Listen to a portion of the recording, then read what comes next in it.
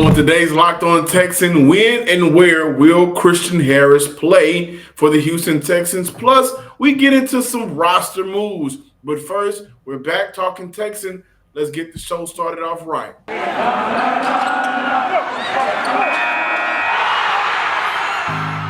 You are Locked On Texans, your daily Houston Texans podcast. Part of the Locked On Podcast Network, your team every day.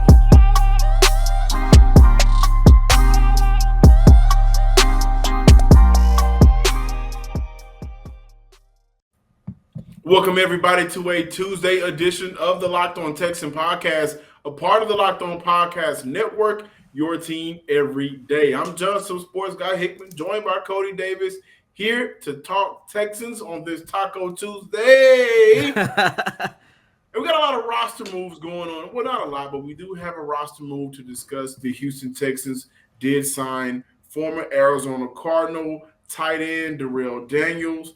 Right now, the Houston Texans have on their roster Brevin Jordan, Pharaoh Brown, Tegan Quintoriano, and Anthony Auclair.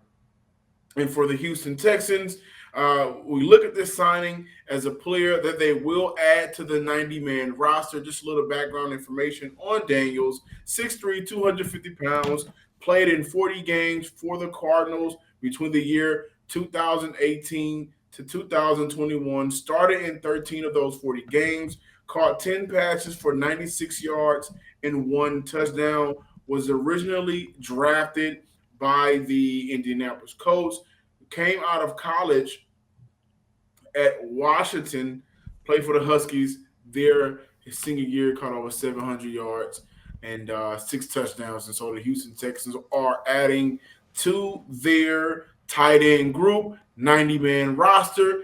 This isn't a move that makes the Houston Texans better or worse. Doesn't move the needle. He may not even make the roster. But right now, Houston is carrying 5 tight ends on their roster. They waived Jimmy Moreland, officially announced on Monday, to help make room for this signing. How many is enough in terms of tight end? Remember, this was the same conversation we had last year. We're going to spin the block a little bit, bring it back up. Cody, what's going on with the tight end position now with the signing of Darrell Daniels? It's funny that you mentioned last year, because in terms of when we was trying to break down who could be a possible shoe-in at that position, I was like, Pharaoh Brown should be the number one guy come week 1. And he was the number one guy. However, times have changed for Pharaoh Brown, and I think he might be the lone man out in terms of players at this position. And look, John, to answer your question, I think this tight end position is going to be secretly the most competitive position in terms of how the Houston Texans are going to revamp that position and get down to the 53-man roster come week 1 of the 2022 season. I say that because when you take a look at the names that you just listed, the one guy I would consider a shoe-in is, of course, Brevin Jordan. This is a guy drafted last year, got a lot of snaps during the second half of last season, has established himself as one of the young foundational pieces that the Houston Texans can use. I talk about it here almost every single day here on Locked On Texans about giving Davis Mills a lot of weapons. Those two guys have great chemistry. There's no way the Houston Texans cut, release, trade Brevin Jordan before the start of the 2022 season. However, John, with the signing of Darrell, you look at it, it's going to come down between him and Pharaoh Brown, in my opinion. And I'm looking at this from a standpoint of who is going to be the better blocker. And that is going to be real crucial for Pharaoh Brown, because look, John, how many times on this podcast you and I came and talked about how Pharaoh Brown is at his best when he is being used in the pass catching game versus being used as a tight end, as a blocker. We talked about that here a lot on this show. And when I take a look at Darrell, you are looking at a guy who actually excels in pass blocking versus a guy in Pharaoh Brown.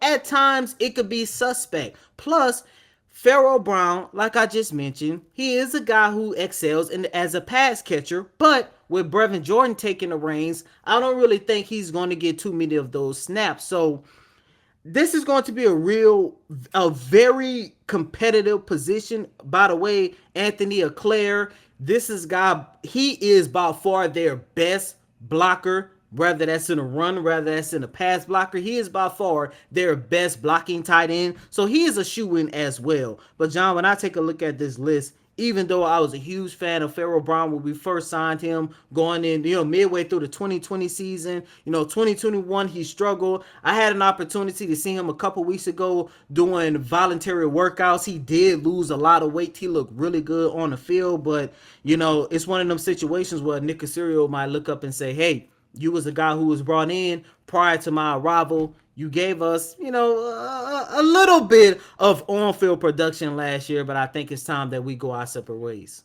And I think for Houston, what they're doing right now is trying to find out guys that, excuse me, with my camera situation here, but they're trying to find guys that fit with the culture. And I think for Houston, they're all about right now the small details. And so you look at them signing a Daniels, they have Contoriano, they have Farrell Brown, they have Auclair, they also have Brevin Jordan.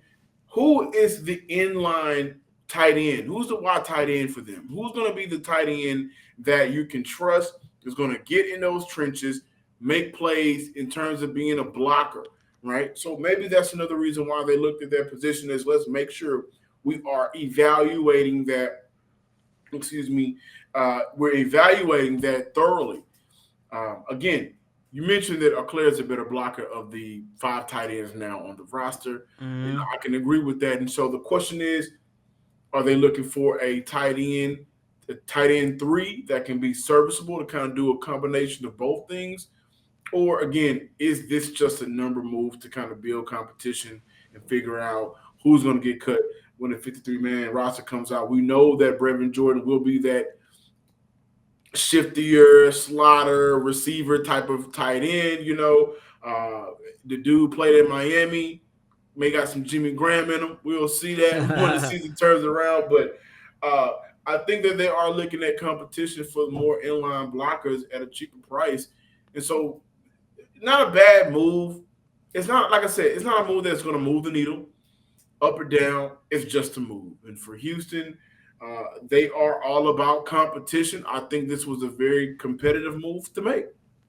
Yeah, and I do want to mention this before moving on. Seth Green, the undrafted free agent that they signed following the draft from University of Houston, he is also in the mix. But the reason why I ain't talk about him, I do not expect for him to compete for one of these top tier tight end positions.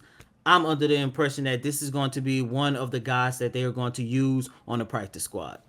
Right. Or may get some special teams play, depending on how things turn out. I do want to mention that his senior year, he did not have over 700 passing yards. Or what I meant to say was by the time his senior year ended, his total career at Washington was 723 passing yards, along with those 5 touchdowns in terms of what Daniels was able to do at the collegiate level. And today's episode is brought to you by Rock Auto. With the ever-increasing numbers of makes and models, it's now impossible for your local chain auto parts store to stock all the parts you need for your car. So why are we enduring often some pointless, intimidating, questioning, boring conversation, all of that mess that we can avoid, especially when we have to wait while the person behind the counter orders the parts on their computer, choosing the only brands their warehouse happens to carry? You got computers with access to rockauto.com at home and in your pocket every day. Save time and money when using Rock Auto. Rock Auto is a family business serving do-it-yourselfers for over 20 years, and you can save 30, 50, even 100% more for the same parts from a chain store or car dealership with Rock Auto. So go to rockauto.com right now. See all the parts available for your car or truck. Right, Locked On Texans in there. How did you hear about us box so they know we sent you? One thing about Rock Auto is amazing selections, reliably low prices, all the parts your car will ever need.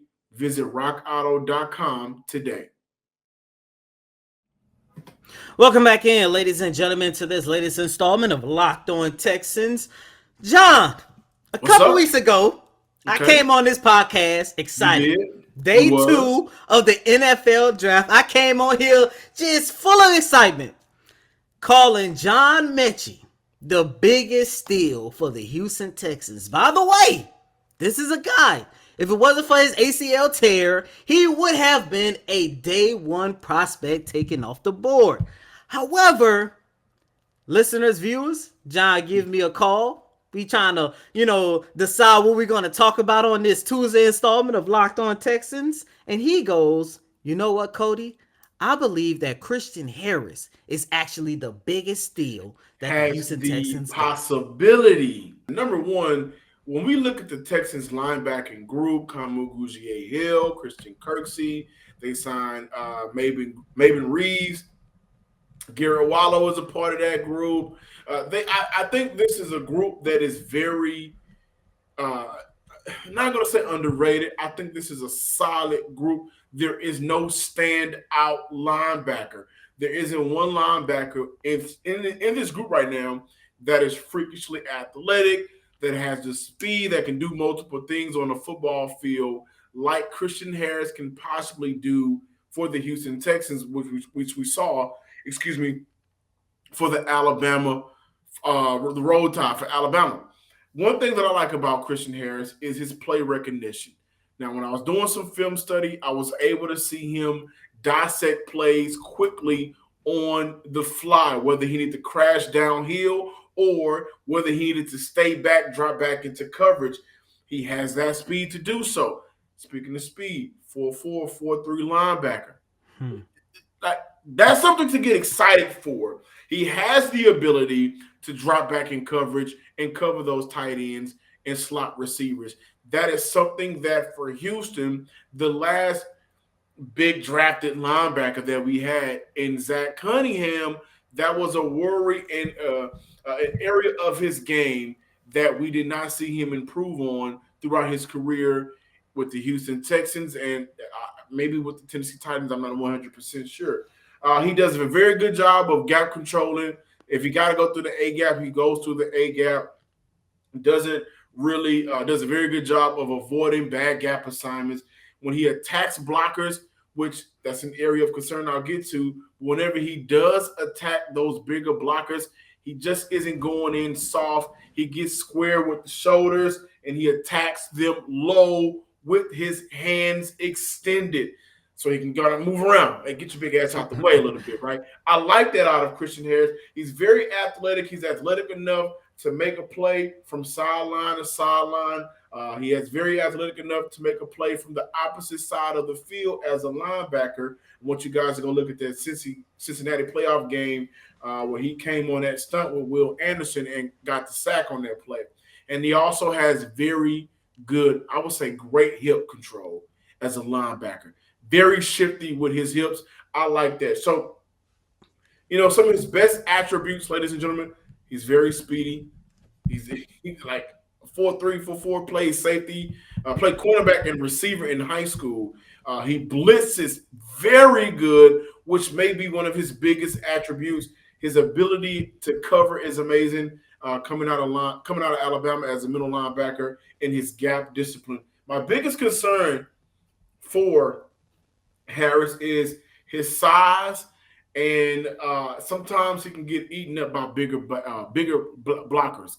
And so that's when he's 6'1", 6'1", around that age, around that height, that's going to happen naturally, which brings me to the conversation of, well, if he's going to be a steal for Houston, where can they utilize him on the field to get the best out of him?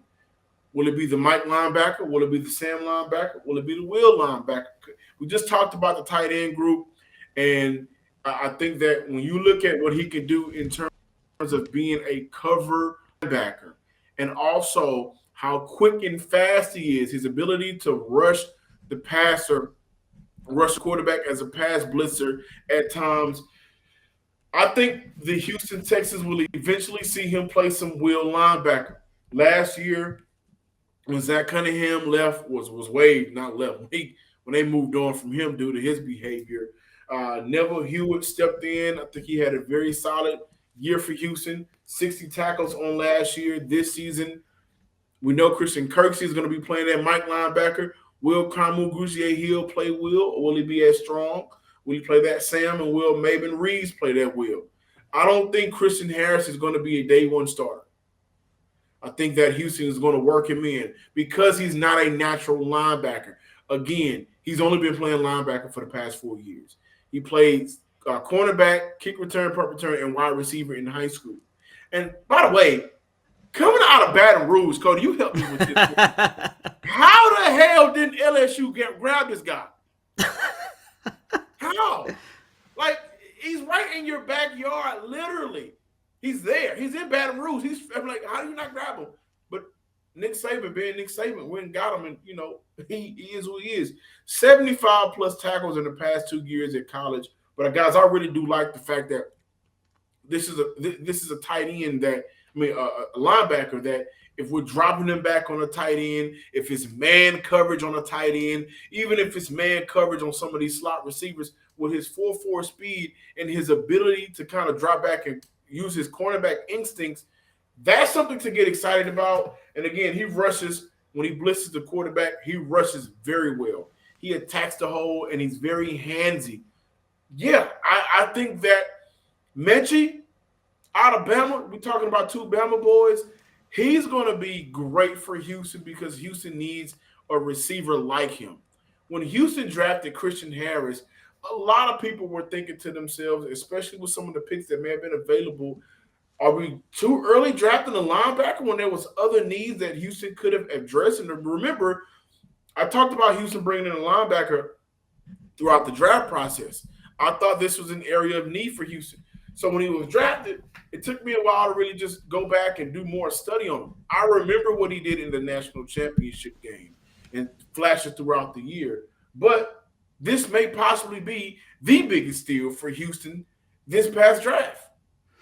I get that, John, but my only two issues with Harris. One, yes, I do agree that drafting Harris was, I'm not gonna call it a mistake, but it was too early in my opinion. Especially considering that so many of us, and we talked about this last week, so many of us wanted to see the Houston Texans address the DN position during the draft. And I think they actually could have used that pick that they used on Harris to address that need, but they didn't. But it is what it is. But two, and most importantly, a lot of these rookies, a lot of these draftees that we saw the Houston Texans get, Stingley, Pierce, Mechie, whenever he's available to go out there on the field once he gets clear, they have so many guys who are capable of being day one starters, or at least at some point throughout the season are going to play an important role for the Houston Texans. In terms of Harris, I'm not too sure if he's going to have that opportunity this year, because look, you just mentioned, if he plays Will, that's Kamu Grugier Hill. If he plays the Mike, that's Christian Kirksey. And those two are the 1A and 2A linebackers for the Houston Texans as of right now. Now, I get it. Things could change. Maybe Hill and Kirksey's production can decline just a little bit, or maybe injury take place, knock on wood. Don't really want that to happen, or whatever the case might be. And by the way, these are two guys who are still on prove-it deals because both of them re-signed with the Houston Texans on 1-year deal. I say all that just to say I'm not doubting Harris' ability. I do think whenever he gets an opportunity to go out there on the football field, showcase what he can do, I think he's going to be really good for the Houston Texans. However, just thinking that they didn't address that DN position during the draft still irked my nerves just a tad bit. But at the same time, maybe Nick Caserio, Lovie Smith has a bigger plan for Harris where they can get the best out of him. Well, I would like to say this in terms of when and when not we'll see him play, right? Like when, where, the whole opening of the show. Again, I don't think he will be a day one starter. Because he's not a natural linebacker, and with his size being 6'1", 6'2", around that, with cleats on, Houston is going to use him in a lot of sub packages, I think. Third and long, let's put Harris out there. Let's see what the young fella can do. Put him up one-on-one against a tight end while we were able to kind of maybe do some man coverage blitz. They do have Jalen Petrie. So they may want to bring him down and use him to spot a quarterback or attack, blitz a quarterback or whatever. Or maybe a 2nd and 8 and you want to create a better passing situation. Well, let's put Harris out on the field. Hey, you know what? Use your speed, athleticism to win one-on-one. Just go out there and try to get after the quarterback, knock him off, get some pressures, get a sack, make our job easier.